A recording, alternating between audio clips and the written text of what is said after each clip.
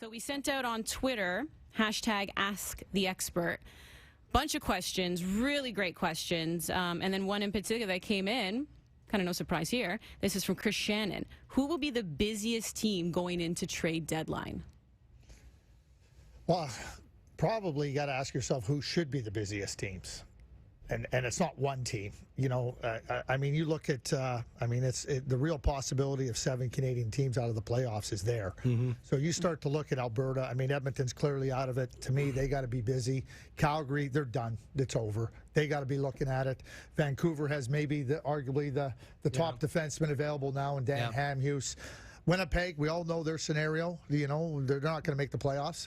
Well, I'm recently hearing news about Andrew Ladd and how teams are actually calling and offering up a first-rounder. Well, they could, and I want to just mention Montreal. I think Montreal has got to be another team that starts to look. This has just been a lost year for them, and I think that what they can gain here at the trade deadline is going to become something they got to really examine closely. Yeah, Montreal is very intriguing to me, and you know, we can look at the pending unrestricted free agents, and you see Dale Weiss, you see Fleischman, you see Tom Gilbert.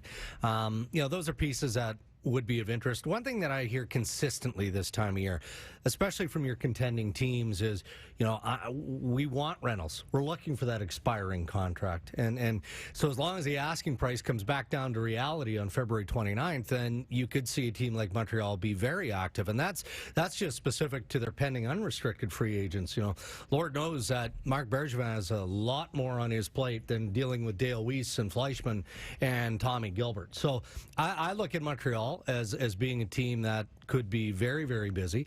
I agree with Craig. The Edmonton Oilers could be busy. They've got a few players there that they'd like to move out.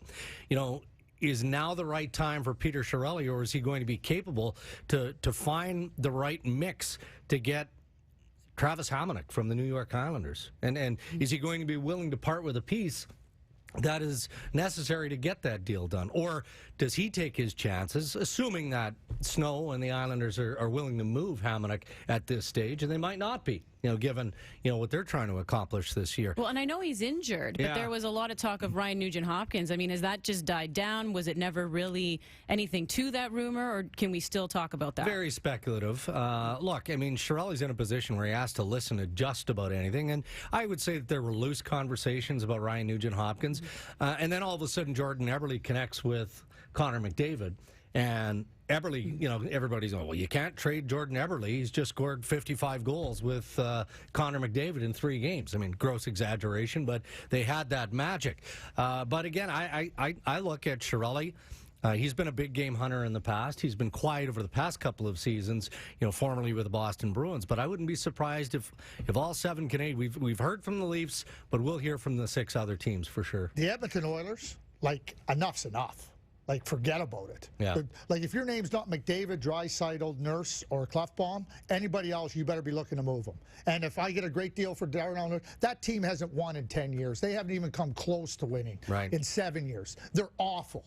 Okay? That doesn't mean the players are awful. It doesn't mean that they can't be successful. But the group as it is can't work. Peter Chiarelli has to look at Nugent-Hopkins, Hall, Eberle, all of them. He's got to look at improving that team. Because even with McDavid coming back with Eberle, they're not winning again. They're not winning again. They're losing. They can't beat teams. He needs to make a significant change to that lineup and those group of players. Because at what point do you, I mean, and you name all these guys who were either first pick or first rounders, it's so hard to even want to part with guys like that. No, it isn't. But are you at the point? It's all about the team. When you haven't been winning. When I went to Calgary, so I was amazed. they're at that point now. Like, enough's enough. When I went to Calgary, I was amazed about all the players I couldn't trade because everybody wanted to hang on to them. I'm going, wait a second here. I haven't seen Stanley Cup parades going down the 17th Avenue the last 5 years. Yeah. And it doesn't mean that the players were bad players. It just means as a group, it wasn't working. It had to change. They don't fit in that puzzle. I don't care if you're the first overall pick, the 101st pick. What's happened in Edmonton doesn't work. And Peter Chiarelli and Todd McLellan, excellent manager, excellent coach, they need to change the group, period.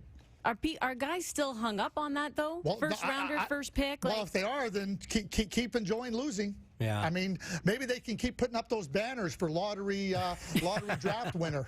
Well, look, they're well aware of their deficiencies in Edmonton. Yes, they are. You know, Todd McLellan's been around a long time. Peter Chiarelli is a Stanley Cup winning general manager.